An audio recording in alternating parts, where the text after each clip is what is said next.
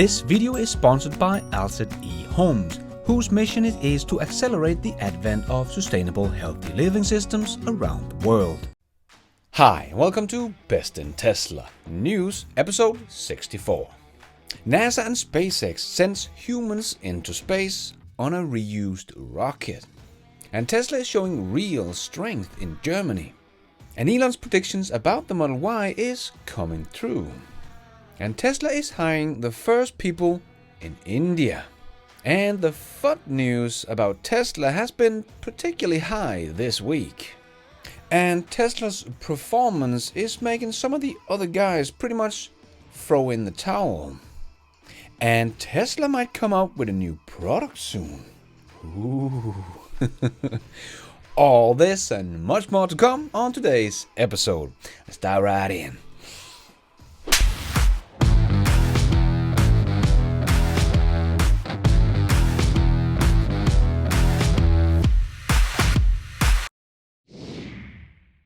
Let's put our living stereo stylus in this groove.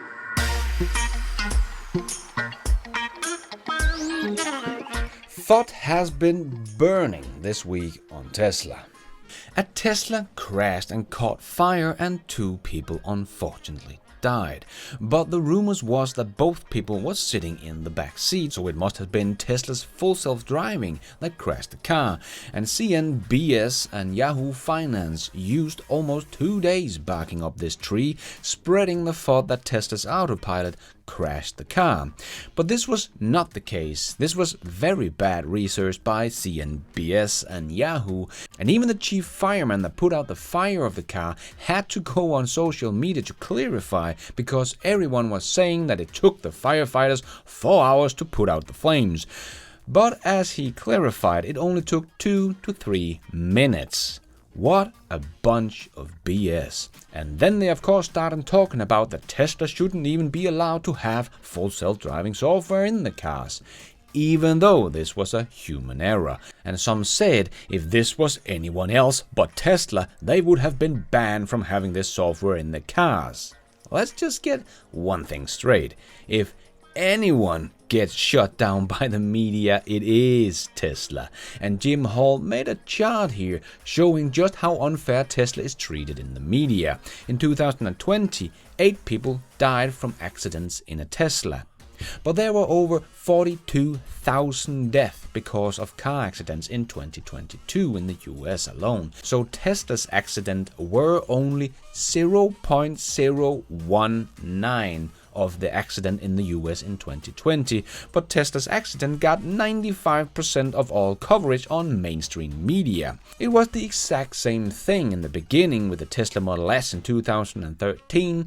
There was 3 that caught on fire, and the mainstream media was all over Tesla because of these 3 fires, but totally ignored the 250,000 gasoline cars that caught on fire that happened in the same period. 3 cars caught on fire. What's your response? So the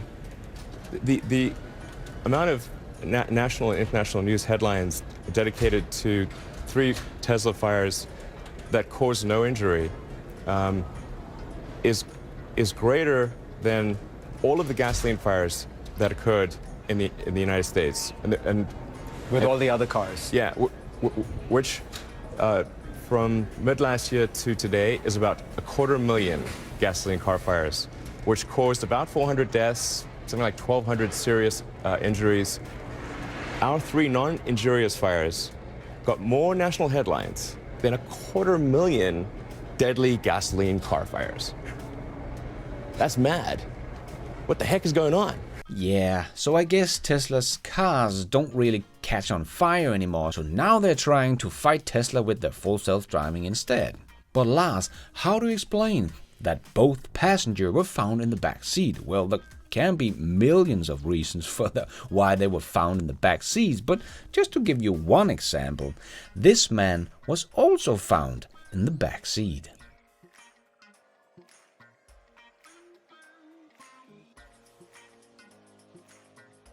Yeah, I don't even think CNBC or Yahoo did bad research. It seems much more like they just got a chance to trash Tesla, as they have been doing for years. We all know that CNBC and Yahoo Finance get their paycheck through advertising, and Tesla don't spend any money on advertising, so therefore they don't really like Tesla that much. But to talk about a ban of Tesla's full self-driving is just crazy. And I 100% agree with Sandy Monroe on this one. It would be criminal to stop the progress of full self-driving, because this will save more lives than airbags and seatbelt combined. We're moving into a safer environment. Anytime you can have 8 times better for anything, that's the right way to go. Now, is it perfect? No, it's not perfect, and that's why it's not self-driving vehicles. But it's a lot better than the average that we've got right now, which is, like I say, every 500,000 miles, somebody's going to get into a crash. It sounds to me like you would not be a fan of putting this self-driving technology on pause until it's perfected. I would be furious if we don't start doing something for the reduction of car accidents. And we're staring at something that's already 8 times better, and it's only been in the marketplace for a few years. I mean, that's criminal. Whoever decides to throw that out, they definitely don't have the general public at heart. That's a fact. Yes, that is a fact. Full self-driving don't do stupid things. People do stupid things, just like these guys. Even Consumer Report did stupid things, trying to cheat the system, and they did, but they also did have lines on the road, which the car that crashed in Texas did not. But this guy, I'm not sure if he's part of Consumer Report's team. Seems like-minded. Maybe he's also just doing a test.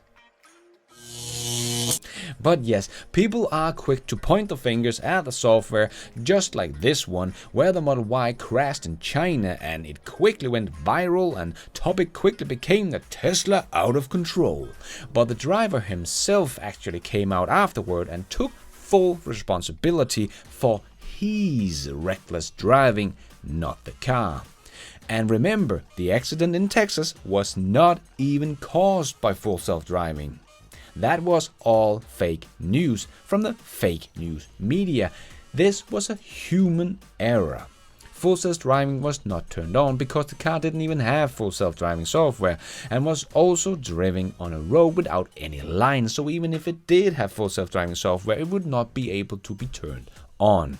So if you understand just a little tiny bit about how Tesla's cars works, you would know this was FUD, and Yahoo Finance and CNBC or whatever they called should be ashamed of themselves. But hey, if you want to see more about this and see guests on the shows and the host of CNBC and Yahoo Finance get a little verbal beating, well, nobody does this much better than Stephen McRyan from Solving the Money Problem. He did a 30-minute rant about this, and he is not using as gentle words as I am. So if you want to see more and have a little laugh, go check his video out on this topic. Okay, enough of the bad news. Let's get back to what this new show is all about. The good news about Tesla. And there's a lot.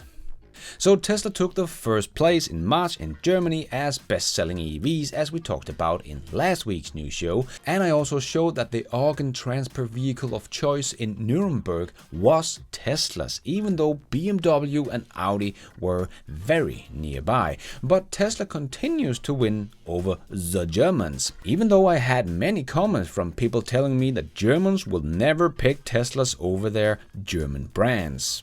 But now we hear again that Tesla Model S and Model 3 was selected as the official mayor vehicle in Düsseldorf. And the reason why this is so crazy is that Mercedes-Benz has a car plant in Düsseldorf, employing over 6,000 people. Yes, this says a lot of what Tesla has to offer, or what the German car makers don't have. I think people underestimate how well Tesla will do in Germany, but we will find out later this year. Well, we kind of already know right now the best-selling EV in March was Tesla, even without a factory up and running in Germany. Yeah, they're doing just fine. And Elon's predictions about the Model Y is starting to come true. Because if we look at the US, we can see Tesla is of course still the all-dominating force in the EV market in Q1 2021. Despite no new refreshed Model S and X, Tesla still got about 70% of the EV market. Yeah, the Ford Mach-E and Audi e-tron is not really stealing anything from Tesla, that is just growing faster and faster. And the Model Y beats the Model 3 in sales number in California in Q1. Actually, the Model Y beats the combined sales of Model 3, X and S, just like Elon predicted, and it is about to come out of the Giga Berlin factory in an even better version. Oh yeah, this is gonna be a big deal. And speaking of Gigafactory 4, let's take a look at the state of this huge factory. Well, again, the mainstream media is talking about Giga Berlin factory being 3 months delayed. But this is not true either. The minister, Steinbach, has been out saying a delay is not likely, so everything is good. And Albrecht, the man behind Twitter and YouTube channel Gigafactory 4, showed a great picture where you really can see just how big an area they have cleared at the Gigafactory 4, where they will also build the battery factory for their 4680 cells. But maybe Tesla is working on something else in Germany. Tesla representative Rader said, "The expansion of the bike path is more important to us. With the right offer, the bicycle is absolutely an alternative. Healthier, more environmentally friendly and more space saving. Brandenburg and Germany have the chance to become a beacon for cycling." And we have heard Elon talk about before that they might be doing an e-bike. So the rumor of the e-bike is not something new, that has been going around for a couple of years. But after hearing this from Tesla's representative in Germany talking about making Brandenburg a paradise for cycling, maybe they will reveal a cool e-bike like we have seen a lot of nice renders about before when they open the Giga Berlin factory. That would be very cool and a nice little one more thing surprise at the opening.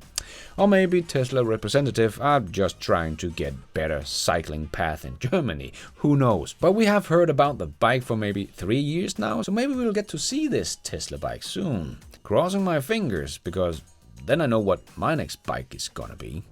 And let's take a flight over the Gigafactory 5, because they're just speeding ahead. We see more installations and walls are coming up. The stamping area is almost completely closed off, and we do see that the site on the other side of the big road is being cleared. Don't know what that is for exactly. If anybody knows, please let me know in the comments below. But we see a huge progress with more of the iron pillars coming up, and yes, that is a little car driving on top of the factory. And the battery part of the factory looks like it'll be done with putting up all the iron skeleton by next Sunday maybe. The speed of this factory is just nuts. And even Giga Nevada got a new batch of solar panels on the rooftop. So nice to see a little progress on Tesla's absolutely slowest built factory. And Tesla is making so good performance cars that the other guys are pretty much giving up. Yes, do you remember when Porsche couldn't deliver on their promise of the Porsche Taycan with over 300 miles of range? And then they started saying, well, we don't care about range anymore. We are a performance car. But now after Tesla has revealed a new Model S Plaid Plus that can do a 0 to 60 in under 2 seconds, Lamborghini is now starting to say, well, we don't care about 0 to 60 times anymore. Yeah, Tesla's just changing the world. They just can't keep up, so they're just giving up. If a supercar manufacturer don't care about 0 to 60 and top speed anymore, what do they care about? Trunk space? But I understand why, because if we take a car like the Bugatti Chiron, that is built for performance and nothing else. The Bugatti was kind of my dream supercar before Tesla came in and destroyed all my dreams. But the Bugatti was just a crazy beast with unreal performance, such a cool car, but it costed $3 million. So yes, a dream car, something I would never get.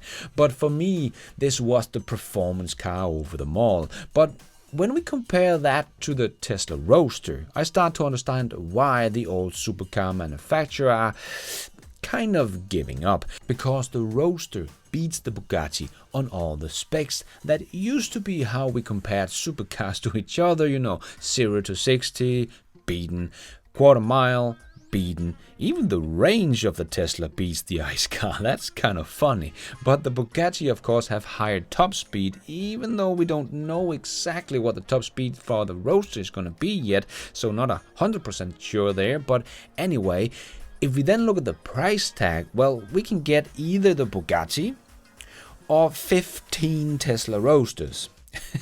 Or you can, of course, choose to get all of Tesla's vehicles, the Tesla Model 3, Y, S, X, Roadster, Cybertruck, and the semi-truck, and still have a couple of millions to spare. So I do understand the other guys are giving up, because Tesla has just pushed the limit to what is physically possible to get a car to do, and you can get that for a fraction of the price of other supercars. Yeah, Tesla is changing the world's car industry in more ways than just accelerating it to sustainability. And combining that with Tesla is also innovating on how cars are built with Giga casting machines and so on. I understand why people that are not following this will have a hard time understanding what Tesla is actually doing or believing what Tesla is saying they will do, because it all is just so crazy. But that is innovation. And we're getting really close for Tesla to start up in India. They have hired the first people. One was hired to be the head of Tesla's policy and development department. Another will be Tesla's India's head of charging infrastructure. And the third will lead the local team's HR department. And India's EV market actually grew 20% last year. So India is also ready to take on the EVs. And as I mentioned before, I think for Tesla to build a car factory in India would make great sense, especially if they also make a compact, more affordable car made specially for the Indian market. And Tesla's solar and energy business could be a real game changer in India. And combine that with Tesla coming in and helping with building the charging infrastructure that is needed while the EV sector is growing, I think Tesla could do really well in India. There is already a Tesla club in India, even though they still don't have any Tesla cars in the country.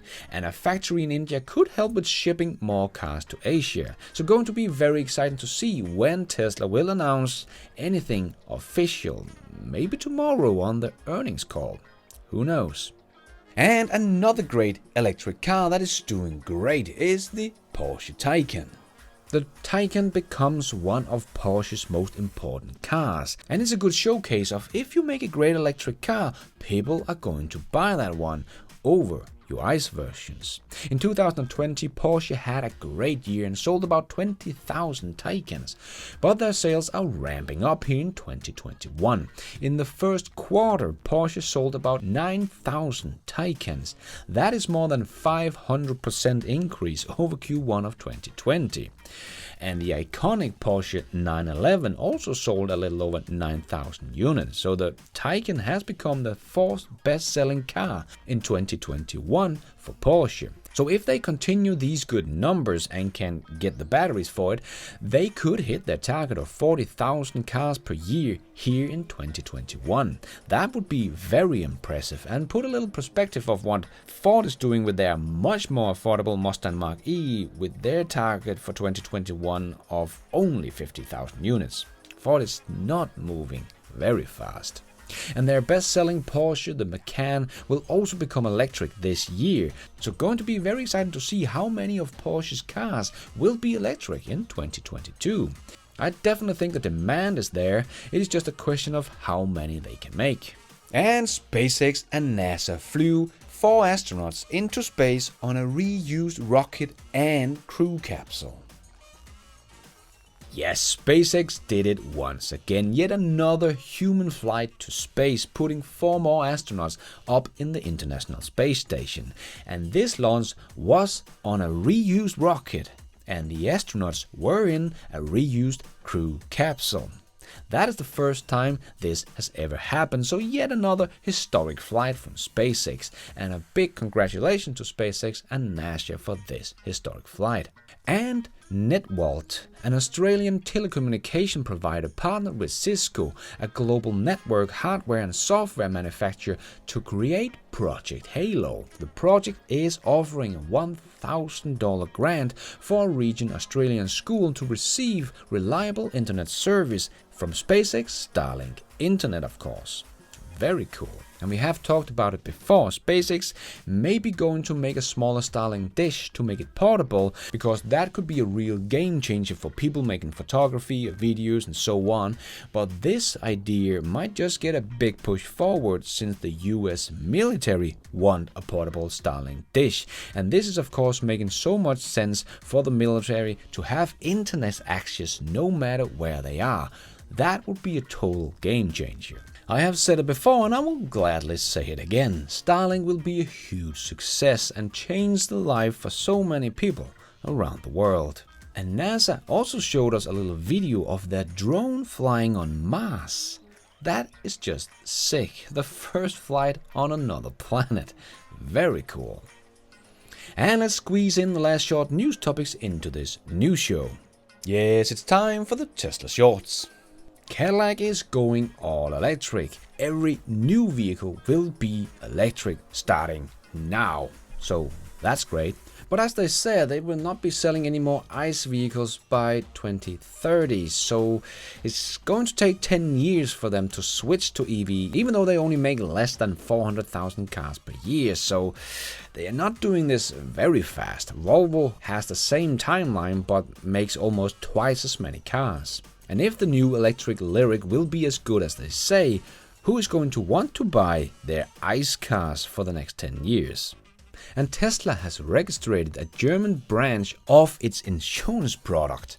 That is very exciting if they will be able to sell their made in German Model Y in Germany with a Tesla insurance. Oh, nice.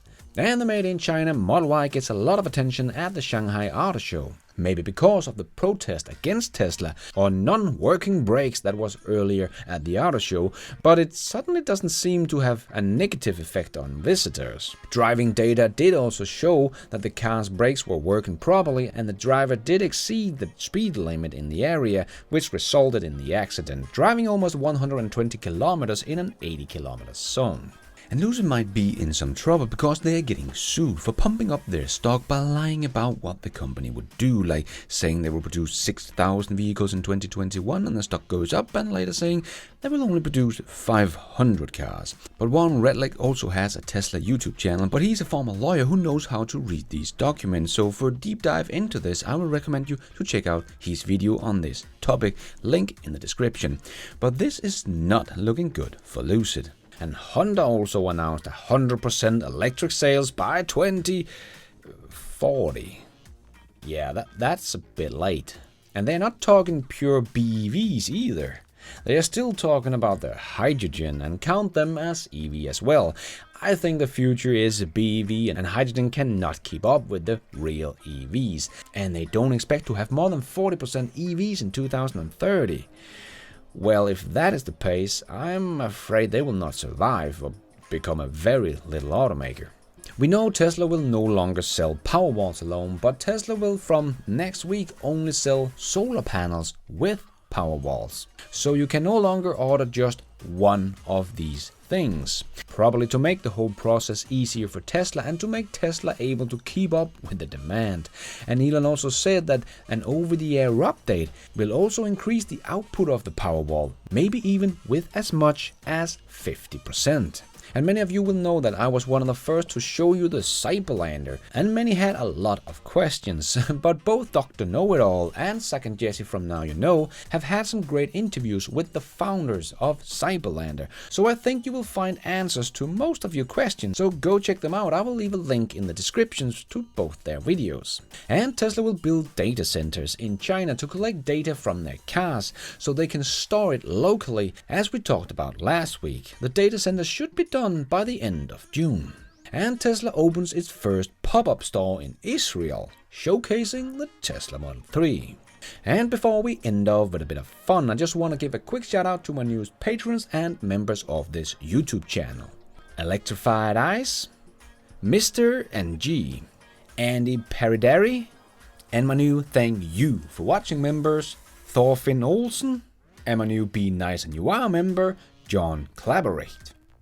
Thank you so much for all your support. I am doing this all by myself, but you guys are the producers of this show. Thank you. And let's end off with a bit of fun. And since this week has been filled up with FOD on Tesla and Consumer Report doing stupid tests, I think I'm just gonna show you Kim's Twitter profile, because she went all in on Consumer Report and there are many tests. So let's check it out.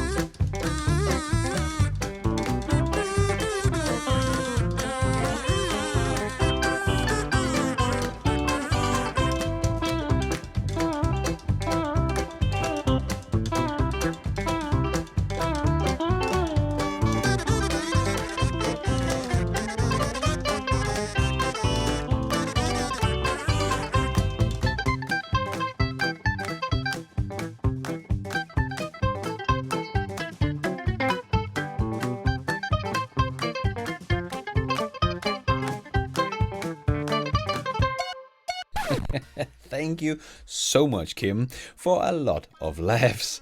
And that is all we have time for in this news show. Hope you enjoyed it. If you did, please don't forget to hit that like button. It really do help this video out a lot. And if you did like it, maybe you want to consider hitting that subscribe button and notification bell so you don't miss out on future episodes just like this one. If you are already a subscriber, thank you so much for your support, and if you want to support the channel even more, remember you can, for as little as $1, become a patron of this channel and get your shout out on this show. You can also become a member of the YouTube channel to get a shout out and some extra perks. Hit the members button to find out more. And don't forget to follow me on Twitter. I tweet all the news as it comes out and more. And check out the merch store to get some merchandise and support the show. Now it's also possible to support the show without buying anything, becoming a member or a patron. There is a link to donation options in the show notes. But going forward, I will be making more videos for patrons and members only, so don't miss out. And thank you for watching. And until next time, take care out there and be nice.